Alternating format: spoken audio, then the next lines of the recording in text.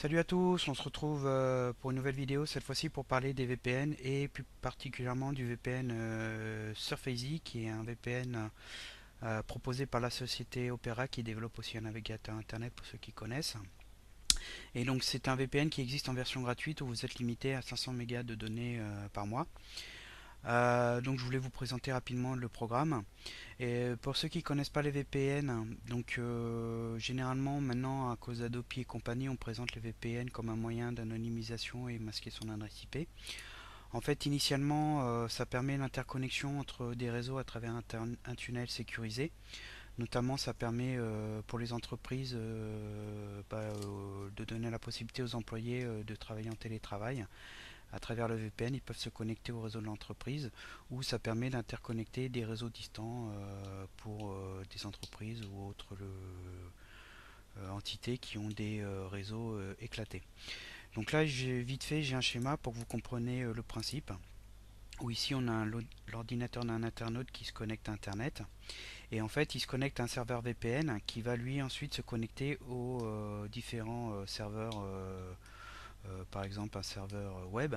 Et donc ce serveur web, au lieu de voir l'adresse IP de l'internaute qui est là, il va voir l'adresse IP du serveur, ce qui VPN, ce qui permet entre autres de masquer son adresse IP. Alors, je voudrais mettre quelques bémols sur le côté anonymisation, parce que on présente le VPN comme un système d'anonymisation. Il faut quand même comprendre que vous vous connectez à un serveur tiers et donc tout le contenu de votre connexion passe dessus et ce serveur tiers peut faire ce qu'il veut. C'est-à-dire que si vous avez des données qui transitent en clair, donc des connexions non sécurisées HTTPS, ce serveur tiers il va voir ce qui va transiter. Donc les mots de passe et compagnie, il faut impérativement se connecter à des serveurs sécurisés, sinon lui il pourra intercepter les données qui passent et voir ce qui transite. Ensuite, l'autre bémol, c'est au niveau des localisations des entreprises géographiques. Ces entreprises sont soumises aux législations du pays. C'est-à-dire que si vous prenez un serveur VPN qui se trouve par exemple aux États-Unis, ce dernier est soumis à la législation américaine avec tout ce qui implique les écoutes et compagnie, etc., le partage de données pour alimenter les bases de données américaines. Donc de ce fait, vous êtes potentiellement en fait moins anonyme que si vous transitez par votre fournisseur d'accès de manière classique avec la législation française. Donc il y a certains VPN qui sont au Canada, d'autres à Hong Kong. Alors là, je ne connais pas du tout la législation là-bas, mais il faut quand même penser à cet aspect-là. Au final, en pensant être plus anonyme, vous ne l'êtes pas forcément puisque vous passez par un tiers. Alors dans le cas de Opera, l'entreprise se trouve au Canada, donc elle est régie par la loi canadienne. Je n'ai aucune information là-dessus, mais j'imagine qu'il doit y avoir quelques écoutes, comme dans tous les pays occidentaux. L'autre chose à savoir, hein, c'est que Surface donc propose une version gratuite limitée à 500 mégas. Il priorise les comptes payants, c'est-à-dire que vous pouvez avoir avec la version gratuite quelques lenteurs puisque les abonnés payants passeront en priorité selon l'activité de ces derniers et la capacité du réseau de Surface. Donc voilà. Donc maintenant je vais vous présenter le programme, hein. Donc ici vous avez comme d'habitude un Windows XP, un Windows 10 pardon. Donc j'ai déjà installé Surface. Donc il y a deux méthodes en fait. Vous avez soit la méthode où vous installez un programme directement dans Windows, et donc ce dernier va tourner de manière ici on a le bouclier, il va tourner en fait en fond dans Windows et tout le trafic quand vous allez activer le VPN de Windows va passer par le VPN, donc ça inclut les navigateurs internet, les mises à jour, tous les programmes qui tournent, tout le réseau va passer par le VPN. L'autre méthode, c'est l'extension sur Chrome ou Firefox, où là, c'est simplement le contenu de Firefox et de Chrome, donc les sites que vous allez visiter, qui vont, euh, qui vont passer par le VPN. Donc dans le tuto que je vous mettrai en fin de vidéo, il y a le lien pour télécharger le programme. Donc la partie Windows, elle est ici, hein, on a un petit bouclier rouge quand il n'est pas connecté. Alors juste avant, je vais vous montrer pour le changement d'IP, je vais aller sur un site qui permet de récupérer son adresse IP. Donc là je suis avec Edge. Et ici on a donc mon adresse IP hein, avec une adresse en Wanadu. Donc ici je vais activer le VPN. Donc quand vous cliquez dessus, voilà, il vous dit, il vous géolocalise à travers votre adresse IP. On retrouve mon adresse IP qui est là.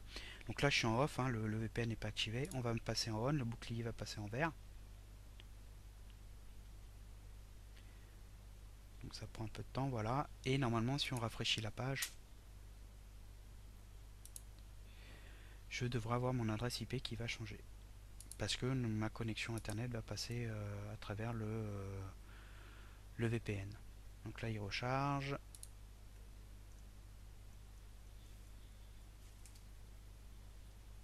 Ça prend un peu de temps, donc comme vous pouvez le voir c'est beaucoup moins rapide. Donc il y a une latence hein, puisque vous passez par un serveur tiers et voilà vous voyez que mon adresse IP a changé et j'ai une adresse en .io. Donc en fait le VPN il vous propose directement des serveurs du réseau SurfEasy le plus proche de chez vous pour qu'il y ait le minimum de latence, parce que bien entendu si vous prenez un serveur à l'autre bout de la planète ça sera plus long. Toutefois vous avez ici la possibilité de choisir une zone géographique. Alors ça c'est pas mal, c'est si par exemple vous êtes français, que vous avez l'habitude d'utiliser des services internet français et que vous vous retrouvez à l'étranger, vous pouvez être bloqué tout simplement parce que ces services internet ne proposent leurs services qu'à des utilisateurs français. Et donc en prenant France, vous allez transiter par un serveur VPN en France et normalement vous devriez avoir la possibilité d'utiliser vos services internet comme d'habitude, comme si vous étiez en France. Donc ça c'est la version client Windows. Et si on lance Chrome, j'ai normalement installé, voilà, ici vous avez l'extension. Donc si on fait un tour vite fait dans la liste des extensions, on a le VPN SurfEasy qui est ici. Et donc là en bouclier rouge, comme tout à l'heure, je ne suis pas connecté. Donc si je vais là, je vais avoir voilà, la même IP que tout à l'heure, logique, hein, puisque je passe par ma connexion internet. Et si j'active le VPN, donc ça doit être la petite loupiote qui est là. Là il me met connecté, il me met l'adresse IP en 185.137.19.52. Si je rafraîchis la page, je devrais retrouver cette adresse IP. Voilà. Donc ça permet de masquer la connexion comme vous pouvez le voir sans problème. Il faut créer un compte. Alors ça inclut une adresse email avec un mot de passe. Il n'y a pas de vérification donc c'est très rapide. Et donc vous êtes limité à 500 mégas par mois. Donc pensez que si vous passez par le client Windows, toutes les données, donc les téléchargements de Windows risquent de passer par le VPN, ça va vous bouffer des données, des datas. Donc désactivez-le quand vous n'avez pas besoin, ou si vraiment c'est simplement pour le surf, n'utilisez que la version en extension. Ça vous permettra de masquer votre adresse IP que pour le surf. Donc voilà, je voulais vous présenter ce programme qui est assez simple d'utilisation. Je vais vous mettre le lien du tuto. Il y a aussi une explication sur les VPN en général.